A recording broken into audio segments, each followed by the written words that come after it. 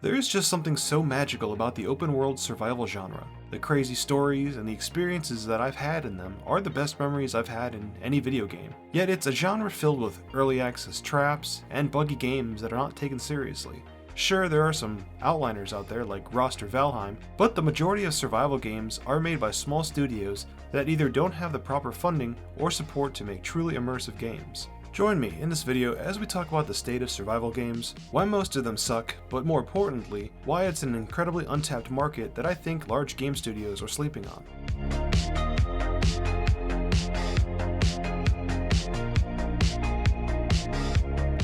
The open world survival genre is essentially a subgenre of the action-adventure video games, in which the player is thrown into a sizable open world where they have to live and thrive by gathering supplies, constructing a shelter, fending off numerous threats like wild animals, bad weather, and other players. These games frequently have a crafting system where players make a variety of things to help them survive. Survive and prosper while dealing with problems that the game throws at you is the goal of the game. The immersive gameplay and sense of freedom that the open world survival game affords its players, which gives them a sense of control over their own destiny, are its most well-known features. Well, that and being a low-key psychopath simulator. Unfortunately, there are a lot of issues when it comes to open world survival games. Now, no game is immune to issues, but it seems like survival games are particularly notorious for some of these issues. The majority of survival games have a low budget since they're frequently created by smaller studios with constrained funding, which can lead to lesser production qualities and fewer features than in games with larger budgets. Mainly survival games are published in early access, allowing users to purchase and enjoy the game while it's still under development. However, most early access games are rife with problems. While this enables people to see the game before it's fully developed, it also implies that the game is more likely to contain problems and errors. It's not uncommon to see many games still in early access years after its initial release. It almost feels like it's an excuse to keep the game in the state that it's currently in, and it just leaves developers without feeling the pressure to deal with the bugs or huge issues in a timely manner. Now, I get it. Game development is hard, and it costs money. A lot of these studios are small, and they don't have a lot of staff, so I don't blame them. It's a hard problem that plagues the genre. But real quick, if you guys are enjoying the content so far, let me know by liking this video and subscribing to the channel for more stuff like this in the future. The learning curve for survival games may be quite steep, which makes it challenging for new players to grasp the game's mechanics and how to play effectively. It can also be incredibly rough and unpleasant for a new player who is trying to figure out the game, but they can never get ahead because they just keep getting killed by other players and having their loot stolen. And if that wasn't enough, these kinds of games are notorious for players using hacks, which can ruin the experience for other players, obviously. This is particularly prevalent in survival games, mainly because these kind of games are designed in a way that it's beneficial to kill other players, so it pretty much incentivizes players to hack so that they can kill people much faster. And it's a huge problem, especially if you play in a game that doesn't have very good anti-cheat or not having active admins to look for hackers, which is a huge problem for most of these survival games. Now, as far as survival games go, Rust is king. It's currently one of the top played games on Steam, and as of recording this video, Rust is sitting at 127,000 active players, and it's the most active survival game out there. So what makes this game so popular? Out of all the companies that make survival games, Facepunch, who makes Rust, is the best and most established one out of all of them. And it just goes to show you that if a competent studio decided to make a game to rival Rust, it would be extremely successful. Just look at what happened to the Battle Royale genre.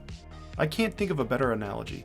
It started out with a small studio making PUBG, and yeah, it was a janky, bug-filled game, but it was super fun to play. And then over the years, more companies decided to jump on the bandwagon. And now you have Fortnite, which is undeniably the most popular game to this day. I believe that a similar thing can happen with the survival genre. It's an untapped market that is just waiting to be unlocked.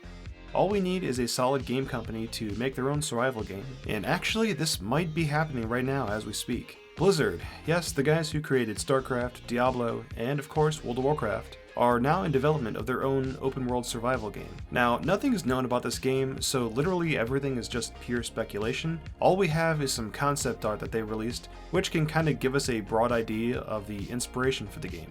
While I'm very excited to see what this might mean, I am still kind of worried because Blizzard has been known for making games that are more casual or friendly or accessible or whatever you want to call it, and I'm worried that this is going to translate into it being a pure PvE game. I think PvP, or player versus player, is a key component to the survival genre. It's just an extra element that adds excitement and frustration at times to the game.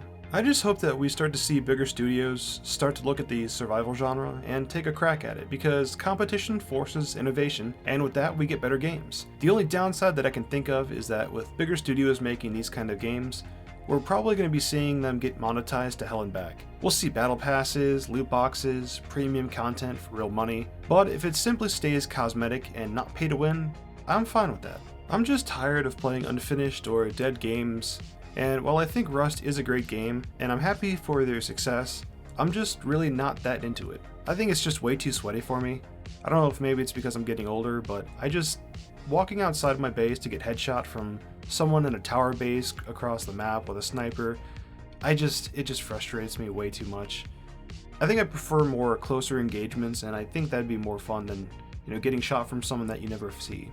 I think a really awesome idea for a game like this would be something similar to Rust, but the big difference for the game would be more of a fantasy-styled game, which means no guns. It would be more melee combat focused, similar to games like Chivalry or Mordhau. Sure, you could still use bows, but if someone rushed you, you'd be screwed.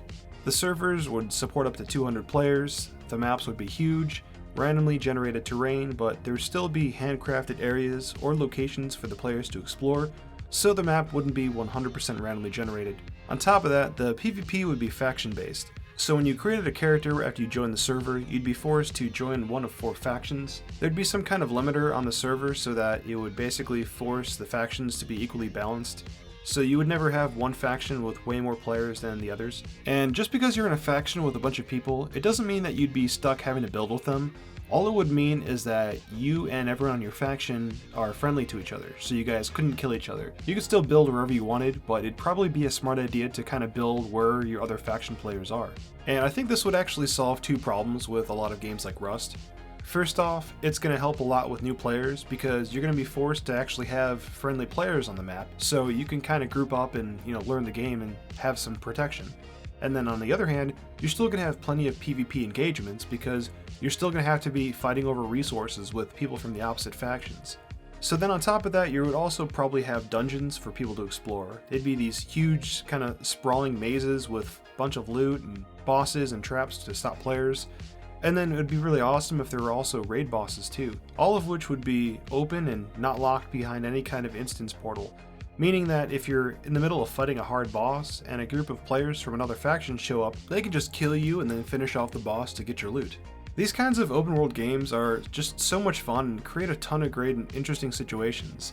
In Conan Exiles, I joined a rat cult where we tried to rob and steal from large clans. I caused an entire clan of Chinese players to delete my base and grief me in Rust because I said Bing chilling. I've gotten handcuffed and forced to drink bleach while I was killed and eaten by cannibals in DayZ. My point is that there's so many awesome memories that I've had in these kinds of games, and honestly, there's just nothing else like that out there. I love these games so much, and I just hope to see better ones pop up in the future because right now, the survival games just suck, and this community deserves better.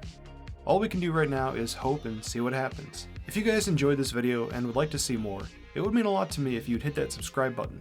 It helps me create more content like this, and it feels great to be able to entertain strangers on the internet. I also have another channel called @StillSolo that I make World of Warcraft content for. So if that's something that you'd be interested in, I'd highly recommend checking it out. Thank you so much for your support, and I'll see you in the next video.